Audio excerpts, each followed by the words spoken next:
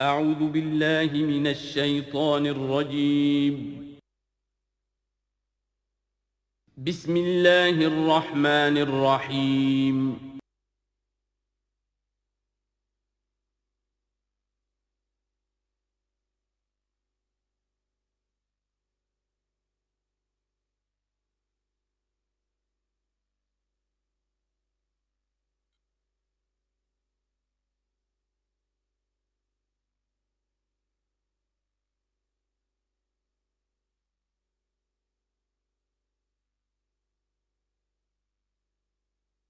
والصلاة والسلام على عباده الذين اصطفى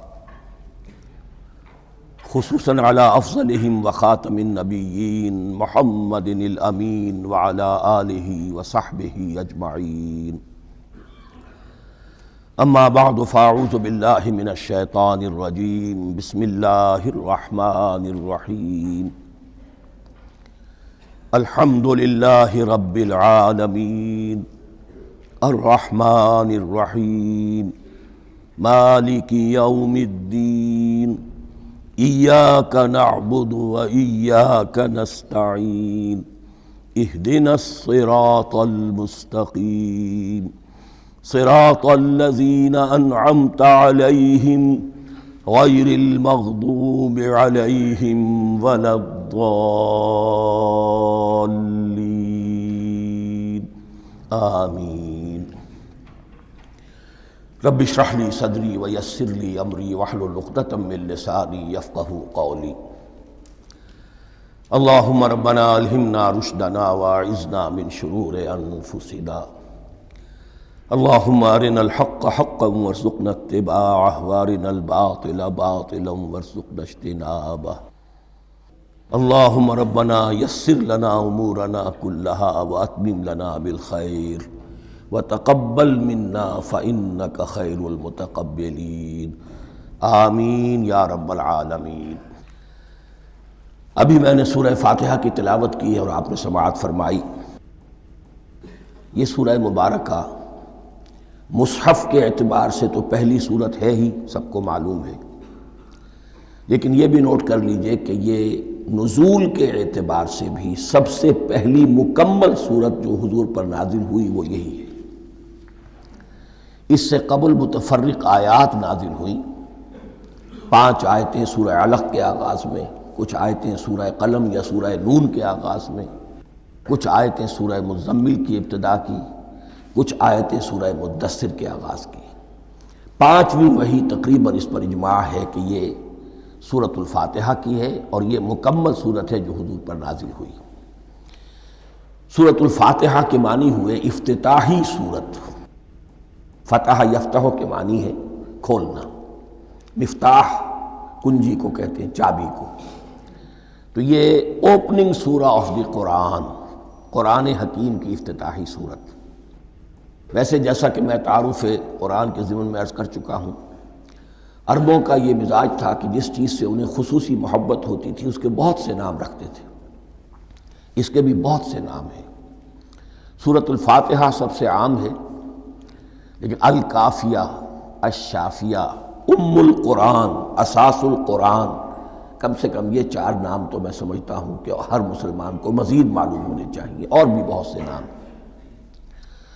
اس سورہ مبارکہ کی بالاتفاق و بالاجماع 7 آیتیں ہیں، اگرچہ ان کی ترتیب میں کچھ اختلاف ہے.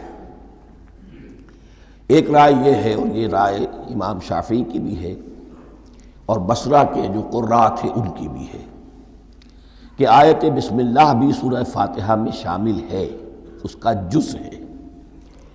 وہ اس کو شامل کر کے پھر 7 آیتیں بناتے ہیں.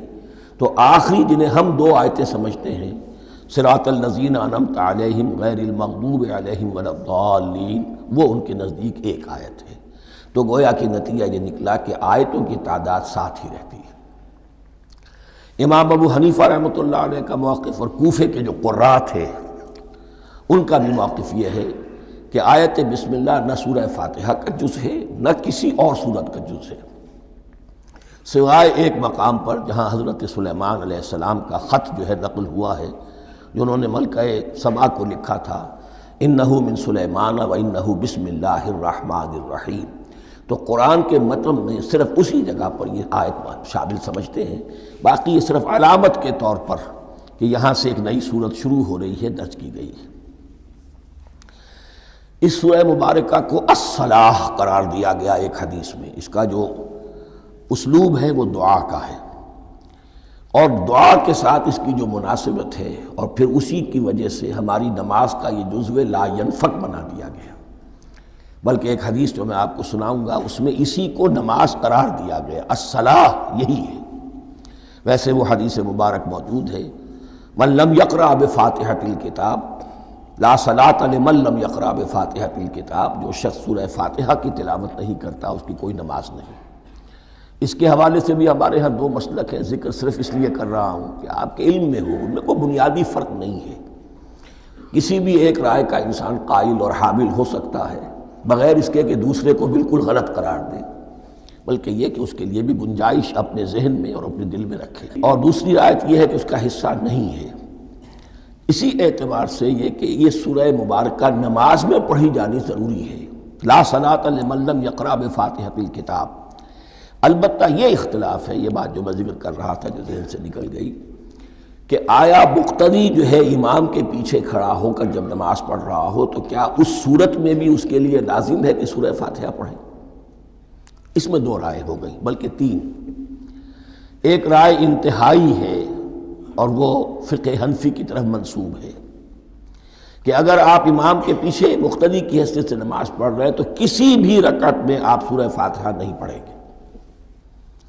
ایک دوسری بالکل برعکس رائے ہے، وہ امام شافعی رحمۃ اللہ علیہ کی ہے کہ ہر حالت میں، چاہے امام جہری رکعت پڑھا رہا ہو جس میں وہ بلند آواز سے سورہ فاتحہ پڑھ رہا ہو، اور چاہے وہ سری رکعت ہو، ہر حالت میں مقتدی کو بھی پڑھنی ہے۔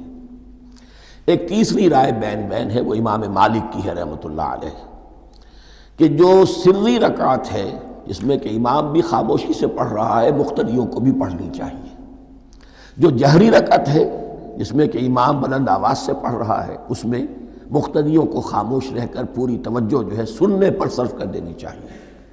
اذا قرئ القرآن فاستمعوا له وانصتوا، جب قرآن پڑھا جا رہا ہو تو پوری توجہ اس کے پڑھنے پر مرکوز کر دو اور خود خاموش رہو۔ میرے اپنی رائے میں یہ تیسری رائے سب سے زیادہ صائب ہے، اور اس میں کسی طرح کی بھی کوئی پیچیدگی پیدا نہیں ہوتی۔ بہرحال اس سورہ مبارکہ کا جو اسلوب ہے میں نے عرض کیا دعائیہ ہے، البتہ قرآن مجید کے علم اور حکمت کے اعتبار سے، اس کے فلسفے کے اعتبار سے ایک بات سمجھ لینی چاہیے۔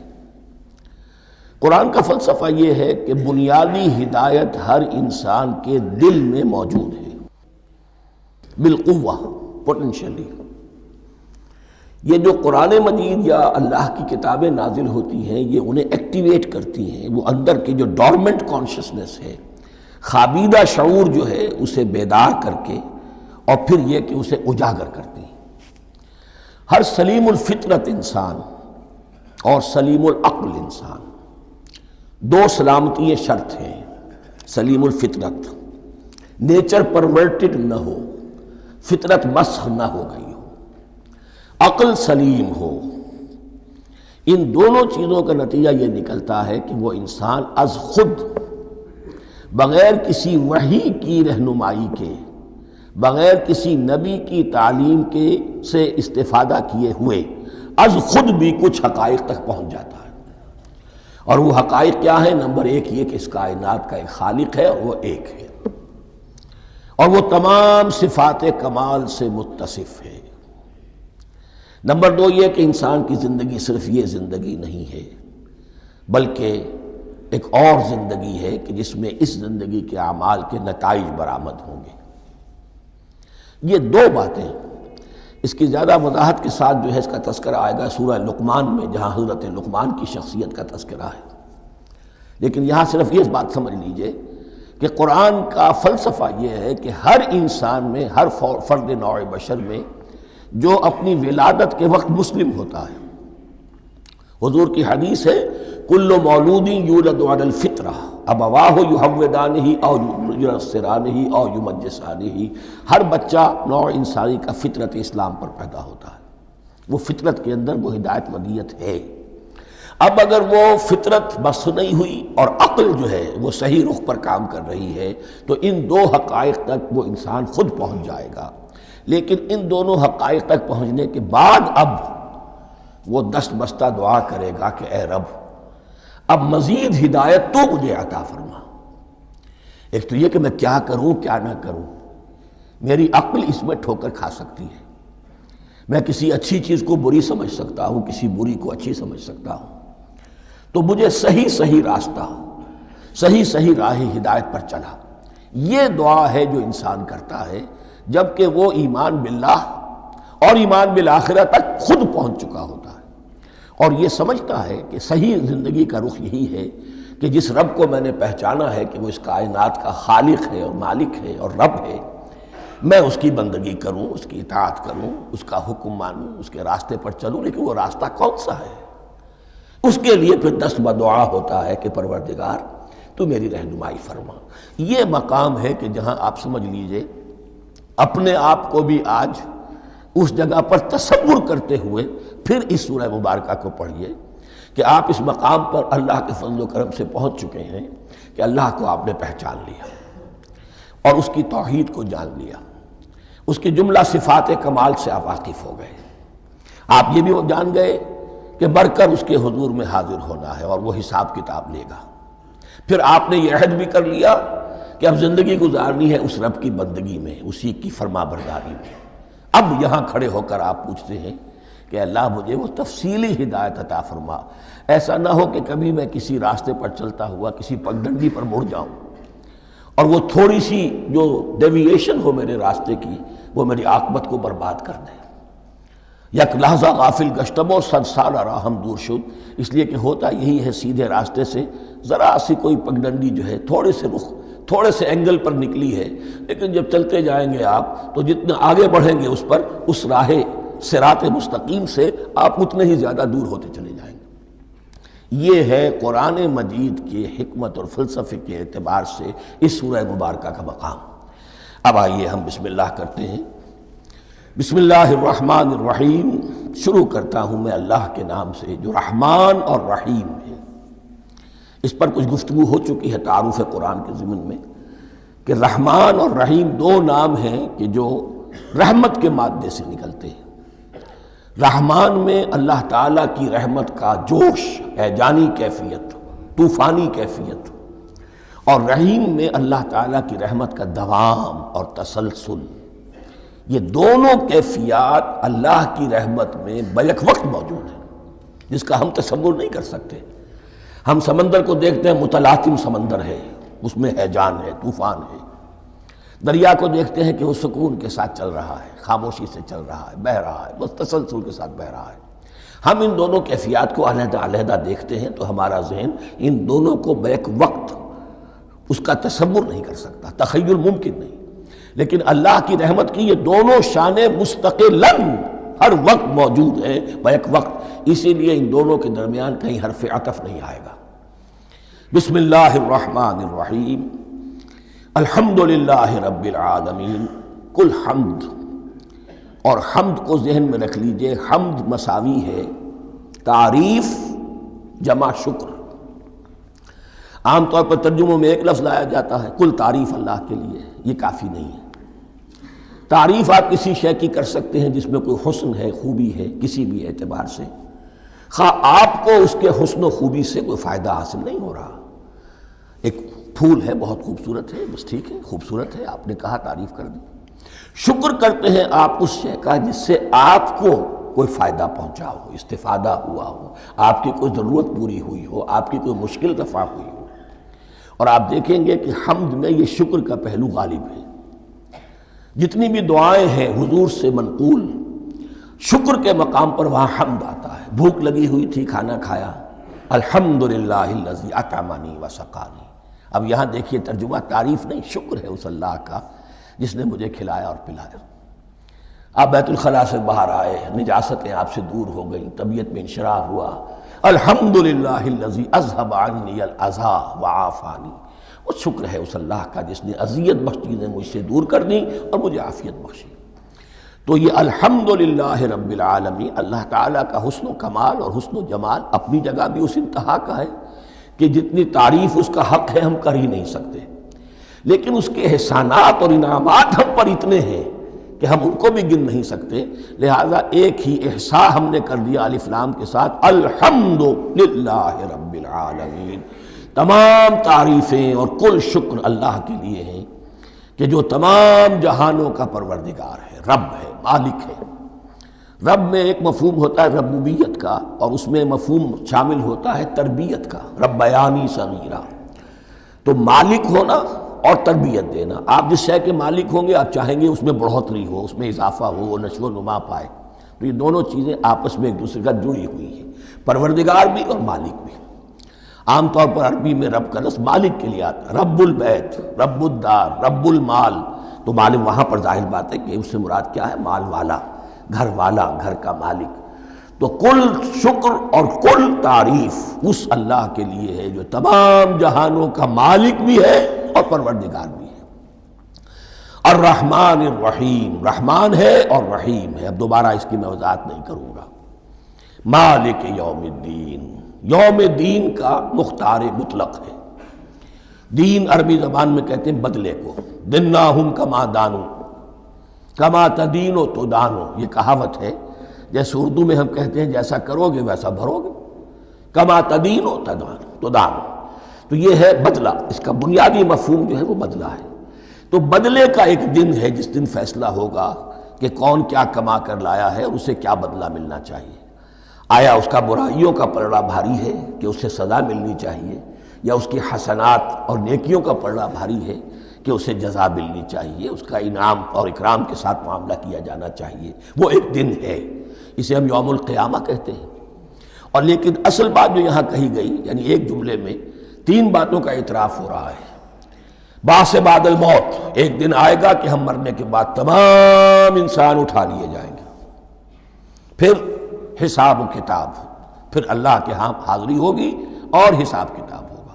اور تیسرے یہ کہ اس حساب کتاب کے دن کا مختار مطلق اللہ ہے، یعنی کسی اور کو اپنے ذہن میں سہارا بنا کر آپ زندگی گزاریں کہ وہ مجھے چھڑا لے گا، یا وہ ہستی جو ہے اتنی زوردار ہے کہ وہ مجھے بچا لے گی، اس سے اپنے دل کو، اپنے ذہن کو بالکل پاک کر لیجئے۔ مالک یوم الدین، ایک دوسری جگہ پر قرآن میں آیا ہے، اس روز کوئی پکارنے والا پکارے گا، لمن الملک اليوم للہ الواحد القہار، آج کے دن کس کا اختیار مطلق ہے؟ اور پھر کہا جائے گا اللہ کے لیے، الواحد قہار، جو پوری طرح چھایا ہوا ہے، مستولی ہے۔ تو مالک یوم الدین، جو جزا و سزا کے دن کا مالک ہے۔ اب یہاں سے کلام ایک رخ بدل رہا ہے، ابھی تک تو یہ غائبانہ انداز میں کلام ہو رہا ہے، اللہ سے خطاب نہیں آیا اس میں ابھی۔ الحمدللہ رب العالمین الرحمن الرحیم مالک یوم الدین، اب خطاب ہے، ایاک نعبد و ایاک نستعین، ہم صرف تیری ہی بندگی کرتے ہیں اور کریں گے، اور ہم صرف تجھ ہی سے مدد مانگتے ہیں اور مانگیں گے۔ یہ ترجمہ میں کیوں کر رہا ہوں کہ یہ فعل مضارع ہے، عربی زبان میں فعل مضارع حال اور مستقبل دونوں کو کور کرتا ہے۔ ایاک کا جو ہے مفعول فاعلی جو ہے، مفعول جو ہے اس میں ضمیر مفعولی اسے پہلے لا کر حشر کا مضمون پیدا ہو گیا۔ ہم تیری بندگی کرتے ہیں نہیں، ہم تیری ہی بندگی کرتے ہیں اور کریں گے۔ حال میں ترجمہ کیجئے تو یہ اظہار حال ہے، اور مستقبل میں ترجمہ کیجئے تو یہ ایک عہد ہے، قول و قرار ہے، بہت بڑا معاہدہ ہے۔ وَإِيَّاكَ نَسْتَعِينُ، اور صرف تجھ ہی سے مدد مانگتے ہیں اور مانگیں گے۔ اس میں بھی حال کا ترجمہ اظہار حال، اللہ کرے کہ واقعی ہمارا حال وہی ہو، جب ہم یہ الفاظ کہتے ہیں تو واقعتاً ہم اس پر پورے اتر رہے ہوں کہ اسی کی بندگی کر رہے ہوں اور اسی سے ساری استعانت اور استمداد کر رہے ہیں۔ جہاں تک مستقبل کا تعلق ہے وہ پھر ایک عہد ہے، اہدنا الصراط المستقیم، یہ مقام وہ آ گیا کہ یہاں تک تو اے پروردگار ہم پہنچ گئے، تیرے فضل سے، تیرے کرم سے، فطرت سلیمہ بھی تیری عطا کردہ تھی، عقل سلیم بھی تیری ودیعت کردہ تھی، ان دونوں کی روشنی سے ہم یہاں تک تو پہنچ گئے۔ اب ہماری جو ضرورت ہے، احتیاج ہے، وہ کیا ہے؟ اہدنا الصراط المستقیم، ہدایت بخش ہمیں سیدھے راستے کی۔ یہاں دو باتیں سمجھ لیجئے، انفرادی سطح پر انسان کے لیے نہ معلوم کتنے مرحلے آتے ہیں ہر روز کہ جس میں وہ ایک چھٹک کر کھڑا ہو جاتا ہے، یہ کروں یا یہ کروں، دو آلٹرنیٹو سامنے آ رہے ہیں، فیصلہ کرنا مشکل ہو رہا ہے، قدم قدم پر ہدایت کی ضرورت ہے۔ اور اجتماعی طور پر نوع انسانی تین بڑے بڑے تمدنی مسائل میں واقعہ یہ ہے کہ تسلیم کر لیا جانا چاہیے کہ عقل انسانی اس کو راستہ نہیں دکھا سکتی۔ عام معاشرتی سطح پر مرد اور عورت کے درمیان حقوق اور اختیارات کا کیا توازن ہو، ناممکن ہے، انسان طے نہیں کر سکتا۔ انسان یا مرد ہے یا عورت ہے، عورت سوچے گی اپنے لحاظ، اپنے جذبات کا، اپنے خیالات کا لحاظ رکھے گی، مرد کے جذبات و احساسات کا اسے کوئی اس کا کوئی تصور ہی ممکن نہیں۔ مرد سوچے گا اسے اپنے احساسات معلوم ہے، لیکن یہ کہ عورت کے احساسات سے وہ نابلد ہے، ان کو محسوس کر ہی نہیں سکتا، لا محالہ وہ اپنے بارے میں وہ جو بھی نظام بنائے گا اس میں وہ اپنی بالادستی رکھے گا۔ وہ تو ایک ہی ہستی ہو سکتی ہے کہ جو دونوں کی خالق ہے، مرد کی بھی عورت کی بھی، اور اس کو دونوں سے محبت ہے، دونوں کا خیر خواہ ہے، دونوں کا رب ہے، دونوں کو پروان چڑھانا چاہتا ہے۔ اسی طرح فرد اور معاشرہ یا ریاست، حکومت اور ریاست ہمیشہ یہ چاہتی ہے کہ سارے اختیارات ہمارے ہاتھ میں آ جائیں، ٹوٹلیٹیرین سوسائٹی ہو، بس ہم حکم دیں اور لوگ اس پر چلیں۔ افراد یہ چاہتے نہیں، ہمیں آزادی ہونی چاہیے۔ اب آپ دیکھیے کہ دنیا میں کتنے جھگڑے چلتے ہیں اسی پر، فریڈم فریڈم فریڈم۔ وہ فریڈم واقعتاً اپنی جگہ پر ایک شے ہے، افراد کی آزادی ہونی چاہیے، لیکن افراد کی آزادی اتنی نہ ہو جائے کہ وہ مادر پدر آزاد ہو جائے، کوئی قانون، کوئی قاعدہ، کوئی اخلاقی کوئی حدود اور قیود جو ہے ان کا پابند نہ رہے۔ تو اب کہاں ہے وہ نقطہ اعتدال کہ جس میں انسان کی انفرادی آزادی، انفرادی اختیار اور ادھر اجتماعی مصلحتیں جو ہیں ان کو بیلنس کیا جا سکے؟ انسان طے نہیں کر سکتا، صرف اللہ ہی اس کے لیے نظام دے سکتا ہے۔ تیسرا مسئلہ ہے سرمایہ اور محنت، اس میں کیا توازن ہو؟ سرمایہ اور محنت دونوں مل کر کچھ بنا رہے ہیں، کچھ پروڈیوس کر رہے ہیں۔ اب اس میں نفع جو ہوا ہے اس میں سرمایہ کا کتنا حصہ ہونا چاہیے اور لیبر کا کتنا ہونا چاہیے، کون طے کر سکتا؟ اس کے لیے بھی کہ ایسا نہ ہو کہ سرمایہ داری جو ہے آکاش بیل بن کر پورے معاشرے پر چھا جائے، اور غریب بیچارہ، مزدور بیچارہ، کاشتکار بیچارہ وہ گویا کہ چکی کے دو پارٹوں میں پس کر رہ جائے، اس کی کوئی حیثیت نہ رہ جائے۔ لیکن یہ کہ دوسری طرف اگر یہ کہ مزدور کا جو حق ہے اس سے زیادہ اس کو دے دیا جائے تو سرمایہ جو ہے وہ سکڑ جائے گا، شائی ہو جائے گا، وہ پھر میدان میں نہیں آئے گا۔ کیا کیا جائے؟ کون سا نقطہ عدل و اعتدال ہے؟ یہ تین مسائل ایسے ہیں، اہدنا الصراط المستقیم۔ تو یوں سمجھیے کہ ایک جو بنیادی ہدایت تھی، ایک اللہ کو پہچان لینا، یہ جان لینا کہ کل حسن و جمال اور تمام انعام و اکرام کا منبع اس کی ذات ہے، وہ رحمان ہے اور رحیم ہے، اور یہ جان لینا کہ مرنے کے بعد جی اٹھنا ہے، حساب کتاب ہے، فیصلہ ہوگا جزا و سزا کا، اور مختار مطلق اس دن کا اللہ ہے۔ پھر یہ عہد کر لینا ایاک نعبد و ایاک نستعین۔ اس کے بعد دعا، پروردگار ہمیں ہدایت پر قائم رکھ، ہماری ہدایت میں اضافہ فرما۔ اس ہدایت کے لفظ کو سمجھ لیجئے، بنیادی ہدایت، تفصیلی ہدایت، قدم قدم پر ہدایت، ہدایت پر ہدایت۔ والذین اہتدوا زادہم ھدی، جو لوگ ہدایت کے راستے پر آتے ہیں اللہ ان کی ہدایت میں اضافہ کرتا ہے۔ تو یہ قدم قدم پر ہمیں ہدایت کی ضرورت ہے اور مرحلہ وار ضرورت ہے۔ ہدایت اس کو بھی کہتے ہیں کہ کسی نے آپ سے کوئی پتہ پوچھا، آپ نے کہا ادھر جانا، پھر دوسری گلی میں مڑنا، پھر جانا دو تین لائٹیں چلے جانا، پھر مڑنا، وغیرہ وغیرہ، یہ بھی ہدایت ہے، نظری طور پر آپ نے بتایا ہے۔ ایک ہدایت یہ ہوئی کہ بھائی میں چلتا ہوں آپ کے ساتھ، میں آپ کو وہاں تک پہنچا دوں گا تاکہ آپ کو دقت نہ ہو، آپ نے منزل تک پہنچا دیا۔ ان دونوں کے درمیان، یہ تو میں نے ایک فرد کی مثال دی ہے، اللہ اور بندے کے درمیان نہ معلوم کتنے مراحل ہیں ہدایت کے۔ تو کسی وقت بھی انسان اپنے آپ کو ہدایت خداوندی سے مستغنا نہیں سمجھ سکتا، اور نہیں تو پروردگار جو ہدایت دی ہے اس پر ہدایت پر قائم رکھ۔ کیا پتہ شیطان کا کوئی حملہ کیا پتہ ہمارے نفس کی کوئی شرارت کسی ایسے رخ پر ہمیں ڈال دے کہ اب تک کی ساری کمائی بھی ضائع ہو جائے۔ لہذا یہ نہ سمجھیے کہ جب یہ ساری چیزیں ان کو معلوم تھیں، ان چیزوں کا تو اقرار کر رہے تو اب ہدایت کون سی مانگ رہے ہیں؟ تو ہدایت کا تو بڑا میدان کھلا ہوا ہے، اور اس ہدایت کی وہ جو میں نے آخری شکل آپ کو بتائی ہے کہ منزل مقصود تک پہنچا دے، یہ ہدایت بھی قرآن مجید میں اس معنی میں بھی لفظ آیا ہے کہ اہل جنت جب جنت میں داخل ہوں گے تو جو ترانہ حمد ان کی زبان پر اس وقت ہوگا وہ کیا ہے؟ الحمدللہ الذی ہدانا لہذا وما کننا لنہتدی لولا ان ہدانا اللہ، کل شکر اس اللہ کا جس نے ہمیں یہاں تک پہنچا دیا، ہدایت دی یہاں تک پہنچا دیا، اور ہم ہرگز نہ پہنچ پاتے، ہم ہرگز ہدایت یافتہ نہ ہو سکتے اگر اللہ ہی ہمیں ہدایت نہ دیتا۔ اہدنا الصراط المستقیم، سیدھا راستہ، صراط الذین انعمت علیہم، اب اس کی مزید وضاحت ہے، راستہ اس کا ان لوگوں کا جن پر تیرا انعام ہوا۔ یہ کون لوگ ہیں؟ اس کی وضاحت آپ کو ملے گی سورہ نساء میں، من یطع اللہ والرسول فاولئک مع الذین انعم اللہ علیہم من النبیین والصدیقین والشہداء والصالحین۔ چار طبقات ہیں منعم علیہم جن پر اللہ کا انعام ہوا ہے۔ چوٹی پر انبیاء کرام، اس کے بعد صدیقین کرام، اس کے بعد شہداء عظام، اس کے بعد عام صالح مسلمان، صالح ہو۔ یہ بیس لائن ہے، اس سے اوپر کا درجہ شہداء کا ہے، اس سے اوپر کا درجہ صدیقین کا ہے، اور پھر اس سے اوپر کا درجہ انبیاء کا ہے۔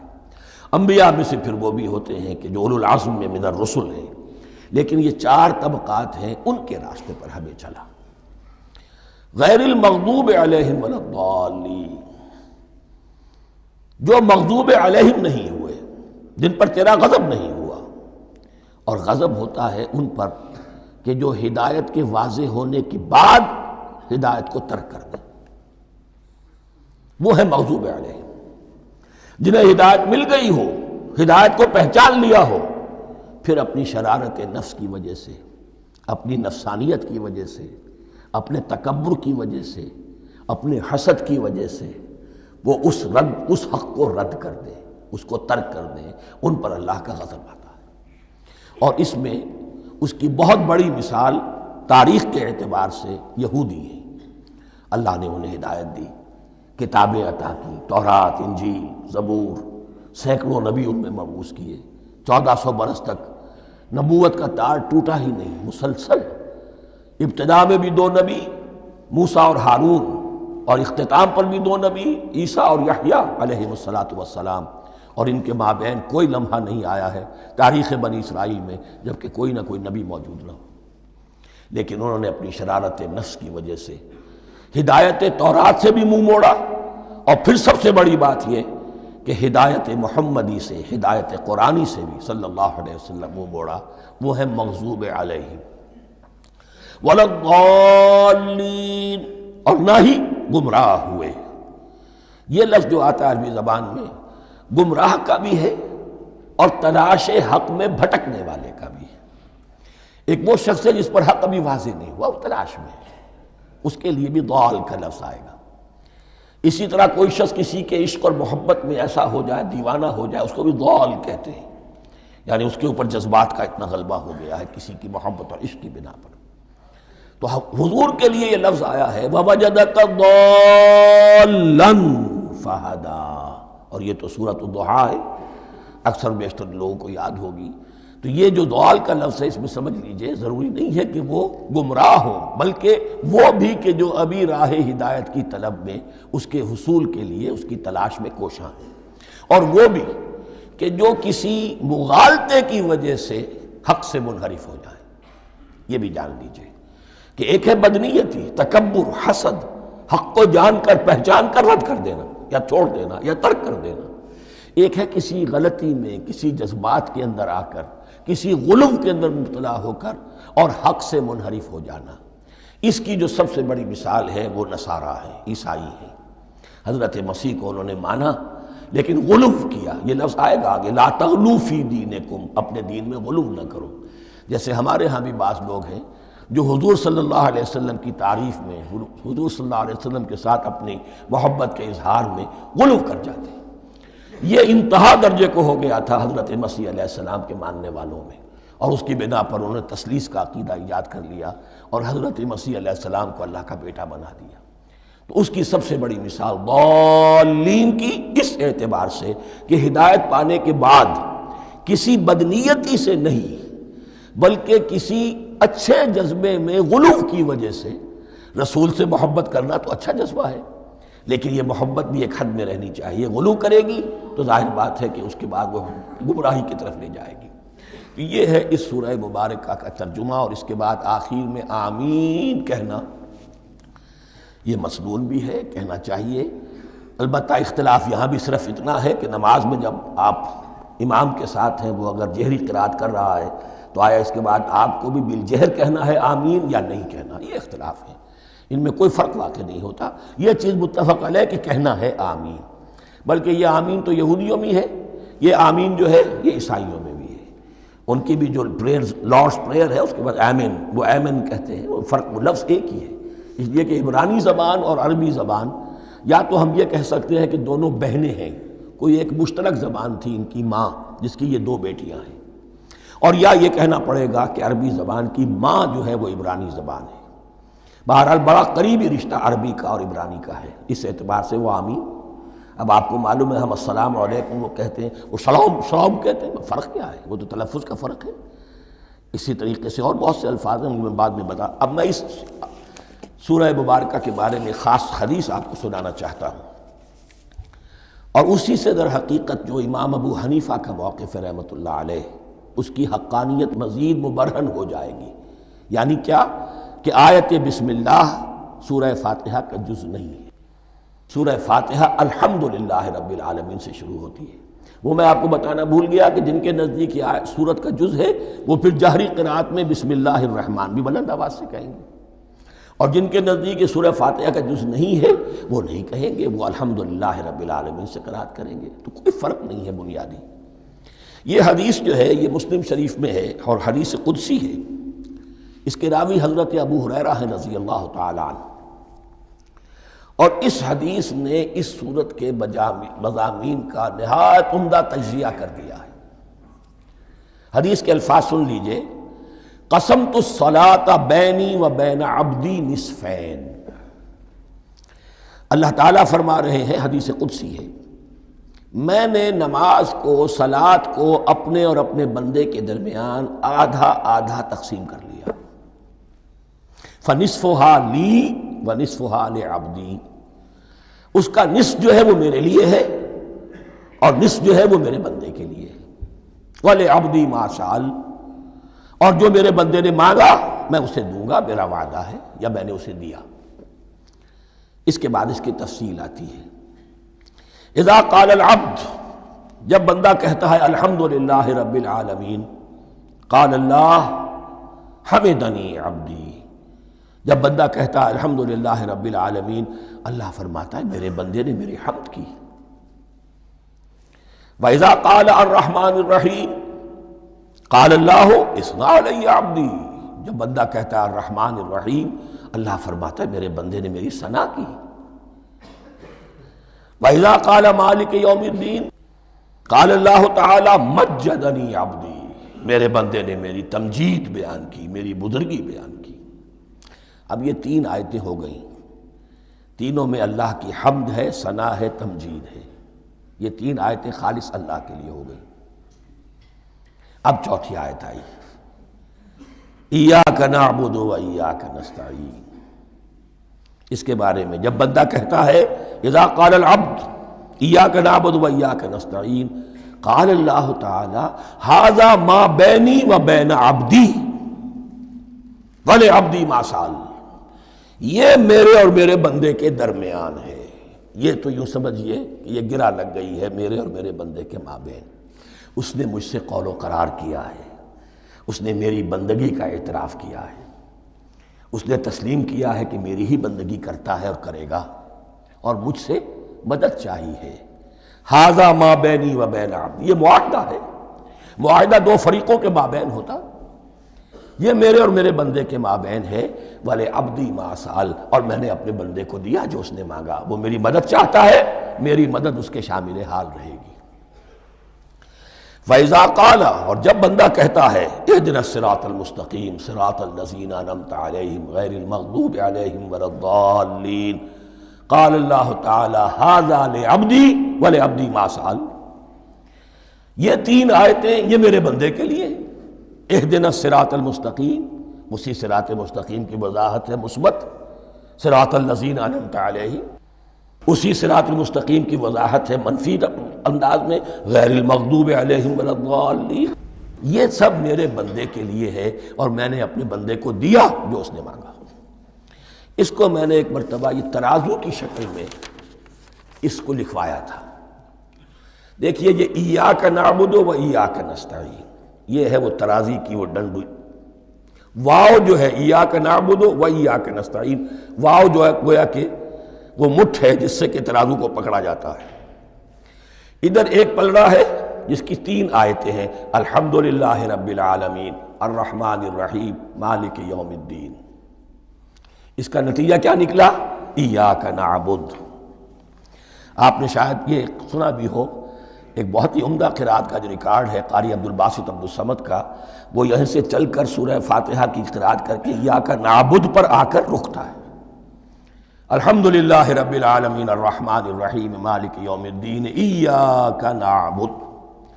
گویا کہ یہاں یہ صورت بالکل ہاف ہو گئی ہے، تین آیتوں میں اللہ کی حمد ہے، ثنا ہے، تمجید ہے، جس کا نتیجہ ہم تیری ہی بندگی کرتے ہیں، تیری ہی اطاعت کریں گے۔ لیکن اب اس کے بعد سوال ایاک نستعین، اسی کی جو استعانت کیا درکار ہے ہمیں؟ ہدایت۔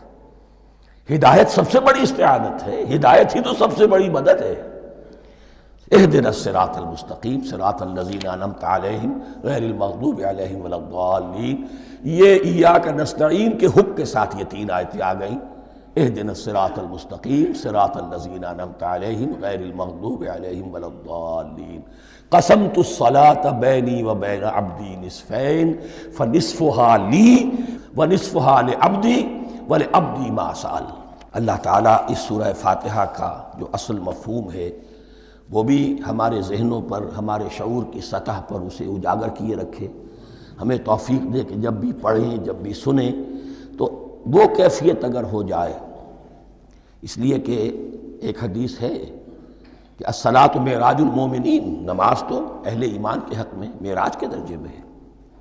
اس حوالے سے ہم یہ سمجھ سکتے ہیں کہ کوئی وقت ایسا آ سکتا ہے کہ انسان کو واقعتاً، روح انسانی واقعتاً اللہ کے یہ جواب سنے، انہونی بات نہیں ہے۔ ہوتا ہے خطاب آخر، اٹھتا ہے حجاب آخر، کرتے ہیں خطاب آخر، یہ تو ہوتا ہے۔ مخاطبہ الہی، یہ تو میں نے عرض کیا کہ ثابت ہے، مخاطبہ، محادث اور تحدیث، اللہ بندوں سے کلام کرتا ہے۔ اب آئیے بسم اللہ الرحمن الرحیم، اب یہ سورہ بقرہ شروع ہو رہی ہے۔ سورۃ البقرہ جو 286 آیات پر مشتمل ہے، تقریباً 2.5 پاروں پر پھیلی ہوئی ہے۔ ہر شخص جانتا ہے کہ یہ قرآن حکیم کی حجم کے اعتبار سے سب سے بڑی سورت ہے، لیکن یہ معاملہ صرف حجم کا نہیں ہے۔ نبی اکرم صلی اللہ علیہ وسلم نے اسے سنام القرآن قرار دیا ہے۔ آپ نے فرمایا لکل شیء سنام، ہر چیز کی ایک چوٹی ہوتی ہے، جیسے اونٹ کا کوہان ہوتا ہے۔ وسنام القرآن البقرہ، سنام القرآن، قرآن کی چوٹی جو ہے وہ سورۃ البقرہ ہے۔ یہ نوٹ کر لیجئے جو میں نے کل آپ کو جو مختلف مکی اور مدنی صورتوں کے گروپوں کے بارے میں بتایا تھا کہ یہاں سے اب پہلی منزل بھی شروع ہو رہی ہے اور پہلا گروپ بھی شروع ہو رہا ہے، اور اس کے ساتھ جو اگلی صورت آئے گی وہ اس کا جوڑا ہے، سورہ آل عمران، جس کی سب سے نمایاں علامت یہ نوٹ کیجئے، یہ بھی الف لام میم سے شروع ہوئی، اگلی بھی الف لام میم سے شروع ہوگی۔ اس کے بعد 2 صورتیں مدنی اور ہیں، لیکن ان دونوں میں نہ حروف مقطعات ہے، نہ کوئی اور تمہیدی کلام ہے، براہ راست خطاب سورہ نساء میں یا ایھا الناس اور سورہ مائدہ میں یا ایھا الذین آمنوا، کوئی تمہیدی بات نہیں کوئی حروف مقطعات نہیں، براہ راست خطاب۔ وہ ایک جوڑا ہے سورہ نساء اور سورہ مائدہ، اور یہ ایک جوڑا ہے سورہ بقرہ اور سورہ آل عمران۔ سورہ بقرہ اور سورہ آل عمران کو نبی اکرم صلی اللہ علیہ وسلم نے الزہراوین بھی قرار دیا ہے۔ زہرا کہتے ہیں بڑی روشن چیز کو۔ یہ حضرت فاطمہ رضی اللہ تعالی عنہ کے نام کے ساتھ آتا ہے، فاطمۃ الزہراء۔ تو زہرا بہت روشن، دمکتی ہوئی شے۔ الزہراوین، یہ دو نہایت دمکتی ہوئی صورتیں ہیں جو قیامت کے دن دو بدلیوں کی شکل میں ظاہر ہوں گی، حضور نے فرمایا، اور جو لوگ ان صورتوں سے محبت کرتے تھے ان پر سایہ کریں گے۔ اللہم ربنا اجعلنا منہم، ہمیں اللہ تعالیٰ ان میں شامل فرما دے۔ اس سورہ مبارکہ کو دو حصوں میں تقسیم سمجھیے۔ ویسے تو یہ کہ رکوع آئیں گے، پارے بھی بدلیں گے اس میں، لیکن حصے دو ہیں۔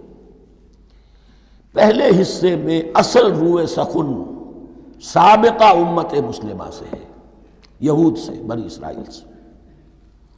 دوسرے حصے میں اصل خطاب موجودہ امت مسلمہ سے ہے، امت محمد سے صلی اللہ علیہ وسلم۔ پہلے حصے میں 18 رکوع ہیں لیکن آیات 152 ہیں۔ دوسرے حصے میں 22 رکوع ہیں لیکن آیات 134 ہیں۔ گویا کہ اس سے آپ کو توازن نظر آئے گا کہ اگرچہ ادھر رکوعوں کی تعداد کم ہے 18 لیکن آیات کی تعداد زیادہ ہے 152۔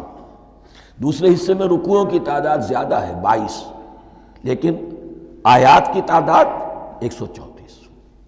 اسی لیے اس کا ایک نام میں نے تجویز کیا ہے، وہ اس لیے تاکہ کچھ حقائق آپ کے ذہنوں میں ان ناموں کے حوالے سے بھی انشاءاللہ محفوظ ہو جائیں گے۔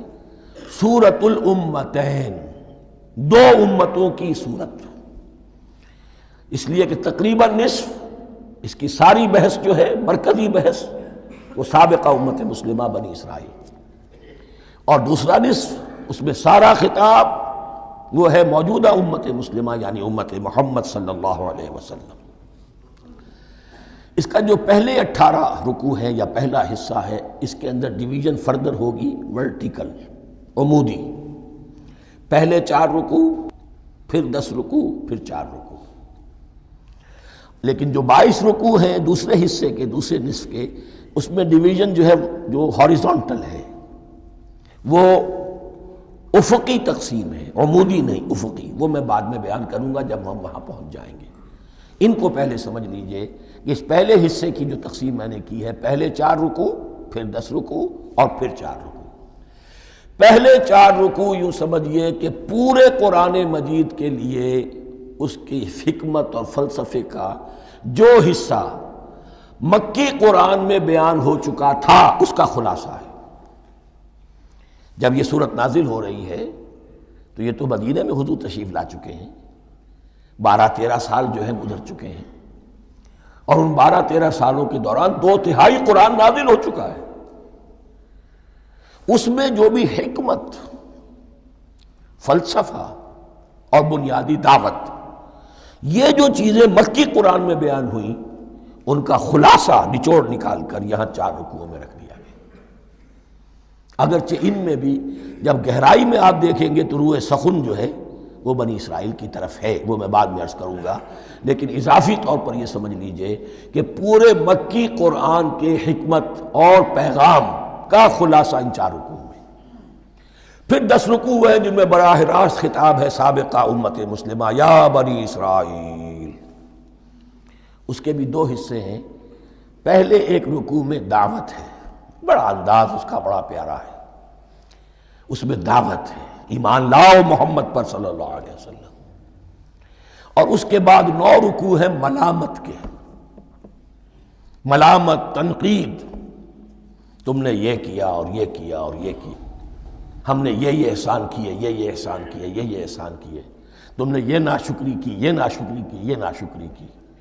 اور اس سب کا نتیجہ آخری 4 رکوعوں میں ہے کہ اب تمہیں اس منصب سے معزول کیا جا رہا ہے جس پر تم 2000 برس تک فائز رہے ہو، اور تمہیں ہٹا کر اب ایک نئی امت محمد کی شکل میں جو وجود میں آ چکی ہے صلی اللہ علیہ وسلم، اسے اس پر فائز کیا جا رہا ہے۔ اور اس کی علامت کے طور پر اسے میں کہا کرتا ہوں کورونیشن، تاج پوشی۔ ایک امت معزول، دوسری امت اس کا نسب ہو رہا ہے، اس کی تاج پوشی کے لیے سمبل، علامت کیا ہے؟ قبلہ تحویل۔ وہ قبلہ یروشلم سابقہ امت کا قبلہ اب ادھر رخ نہیں ہوگا، اب اہل توحید کا قبلہ یہ مکے کی طرف ہوگا، بیت اللہ کی طرف ہوگا۔ تو تحویل قبلہ کا مضمون ہے جو ان 4 رکوعوں میں آتا ہے۔ تو یہ میں نے تھوڑی سی تمہید جو ہے آپ کے سامنے رکھ دی ہے۔ اب بسم اللہ کیجئے۔ بسم اللہ الرحمن الرحیم۔ الف لام میم۔ الف لام میم یہ حروف مقطعات ہیں، یہ علیحدہ علیحدہ پڑھے جاتے ہیں، علم نہیں پڑھ سکتے اس کو۔ الف لام میم، ہا میم ہے، ہا علیحدہ میم علیحدہ، اگرچہ لکھے ہوئے ہوتے ہیں جڑے ہوئے، کاف ہا یا عین صاد لکھے ہوئے جڑے ہوئے، پڑھے جائیں گے علیحدہ علیحدہ، قطع علیحدہ کرنا۔ تو حروف مقطعات ان کے بارے میں ایک بات تو جو ہے اجماعی ہے، سب کے نزدیک مسلم ہے، ان کا کوئی حتمی مفہوم اور ان کے حتمی معنی کسی کو معلوم نہیں سوائے اللہ اور اس کے رسول کے۔ اس معنی میں یوں بھی کہا گیا یہ کوڈ ورڈز ہیں، جیسے کہ کوئی میسیجز جو ہیں ادھر ادھر بھیجے جاتے ہیں، سیکرٹ میسیجز، تو کچھ کوڈ ورڈز ہوتے ہیں جس سے سمجھ میں آتا ہے کہ یہ بات واقعتاً صحیح سورس سے آ رہی ہے، واللہ عالم۔ لیکن اس کا کوئی مفہوم اور اس کے معنی جو ہیں وہ اتفاق اس پر ہے، اگرچہ بعض حضرات نے کچھ اپنی سی کوشش کی ہے، کچھ مفہوم جو ہے بنانے کی، وہ اپنی جگہ پر ہے، لیکن یہ کہ کسی حضرت عبداللہ ابن عباس رضی اللہ تعالیٰ عنہما نے بعض ایسی کوششیں کی ہیں، لیکن ان کی رائے کو بھی ان کی ذاتی رائے سمجھا گیا ہے، امت نے اسے قبول نہیں کیا۔ اجماع اور کنسنسس اسی پر ہے کہ اس کے معنی اور مفہوم کسی کو معلوم نہیں سوائے اللہ اور اس کے رسول کے۔ البتہ بعض چیزیں ایسی ہیں کہ وہ اگر نوٹ کر لی جائیں تو شاید آئندہ ہے اس میں کچھ راز کھلنے کے امکانات پیدا ہو جائیں۔ دیکھیے عربی زبان کے جو الفابیٹس ہیں ان کی تعداد 29 ہے یا 28 ہے، میں بتا چکا ہوں۔ الف اور حمزہ کو ایک سمجھیں تو 28 ورنہ 29۔ پہلی بات یہ نوٹ کیجئے، قرآن حکیم کی 114 صورتوں میں سے 29 صورتوں میں ان کے شروع میں یہ حروف مقطعات آئے ہیں۔ دوسری بات یہ کہ اس میں 28 کا نصف کیجئے تو 14 استعمال ہوئے، 14 نہیں استعمال ہوئے، بالکل آدھی تعداد استعمال ہوئی ہے۔ تیسرے یہ کہ جو شروع اور آخر اور درمیان 3 حصوں میں تقسیم کر دیجئے آپ، 9 9 9 پلواڑی 27، ایک طرف 10 رہ جائیں گے۔ پہلے حصے میں سے بہت کم حروف لیے گئے، بہت کم، آخری حصے کے تقریباً تمام حروف ہیں تقریباً۔ درمیانی حصہ وہ ہے کہ جس میں آپ نے دیکھا ہے کہ عربی میں جوڑوں کی شکل میں ہے، صاد ضاد، فرق کیا ہے نقطے کا، سین شین فرق کیا ہے نقطوں کا، را زا فرق کیا ہے نقطے کا۔ تو جو بھی نقطے والا لفظ ہے وہ نہیں لیا گیا، اور جو بغیر نقطے کے غیر منقوط ہے وہ لیا گیا۔ پھر اس میں 3 صورتیں ہیں جن میں ایک ایک حرف آیا ہے، سورہ قاف، سورہ نون، سورہ صاد۔ پھر صورتیں ہیں جن میں 2 2 آئی ہیں، جن میں 3 3 آئے ہیں، پھر 4 4 آئے ہیں، 2 ہی صورتیں ہیں جن میں 4 4 ہیں، اور 2 ہی صورتیں جن میں 5 5 ہیں۔ تو یہ ہے صرف یوں سمجھیے کہ اعداد و شمار۔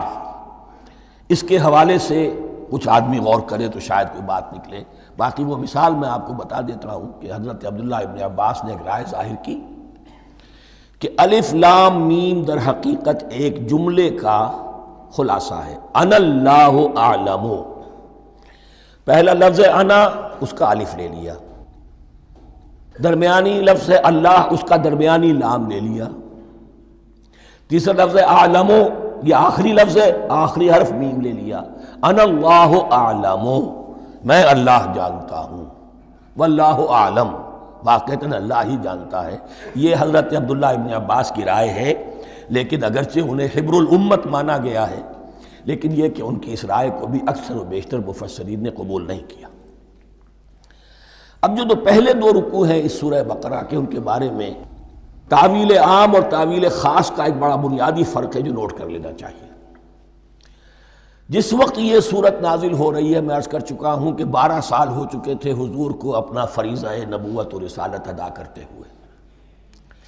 ایک جماعت اچھی بھلی تیار ہو چکی تھی جنہوں نے حضور کی دعوت پر لبیک کہا، ایمان لائے اور آپ کی تعلیمات پر عمل کیا۔ وہ ایک گروہ موجود تھا، یہ ابو بکر ہے، یہ عمر ہے، یہ عثمان ہے، یہ طلحہ ہے، یہ زبیر ہے، یہ عبد الرحمن ابن عوف ہے، یہ مصعب بن عمیر ہے، دیکھ لو۔ اور ایک گروہ وہ تھا کہ جو حق کو جان کر پہچان کر محض اپنی ضد اور ہٹ درمی کی باعث وہ کفر پر اڑ گیا تھا۔ اور اب ایک تیسرا گروہ پیدا ہو رہا تھا مدینے میں آ کر، وہ ابھی ایمبریونک سٹیج میں ہے، کہ جو داعی ہے، مدعی ہے کہ ہم مانتے ہیں لیکن حقیقت میں نہیں مانتے۔ یہ تین قسم کے گروہ دنیا میں ہمیشہ پائے جائیں گے، ہمیشہ۔ اب اسے میں اس کو لا رہا ہوں تعویل عام کی طرف۔ جب بھی کبھی کوئی دعوت اٹھے گی انقلابی، ایک ہوتا ہے وعظ و نصیحت، ٹھیک ہے، جس نے بھی فائدہ اٹھایا اٹھا لیا۔ ایک ہوتی ہے دعوت انقلابی، وہ انقلابی دعوت کا ہدف ہوتا ہے نظام کو بدلنا۔ نظام بدلتا ہے تو ظاہر بات ہے کہ جو لوگ اس نظام میں جن کے ویسٹڈ انٹرسٹ ہیں اور جن کو پریولیجز حاصل ہیں، جن کے مفادات ہیں، وہ تو لازماً اپنے نظام کا تحفظ کریں گے۔ ٹکراؤ ہوگا، تصادم ہوگا، تصادم میں جانی نقصان بھی ہوگا، مالی نقصان بھی ہوگا۔ یہ گویا کہ کسی انقلابی دعوت کے لوازم ہیں۔ اگر یہ شاید نہ ہو تو دعوت انقلابی ہے ہی نہیں۔ اس اعتبار سے ہر انقلابی دعوت کے جواب میں تین طبقے پیدا ہو جاتے ہیں۔ ایک وہ کہ جو اس دعوت کو قبول کرتے ہیں دیانت کے ساتھ، خلوص کے ساتھ، اخلاص کے ساتھ، اور پھر پوری جواں مردی کا ثبوت دیتے ہیں، ہر چہ بعد آباد، اب جو آئے سو آئے، جان دینی پڑے حاضر ہیں، مال دینا پڑے حاضر ہیں، کوئی تکلیف آئے، کوئی مشقت آئے، کوئی مصیبت آئے، کوئی قربانی کرے، حاضر۔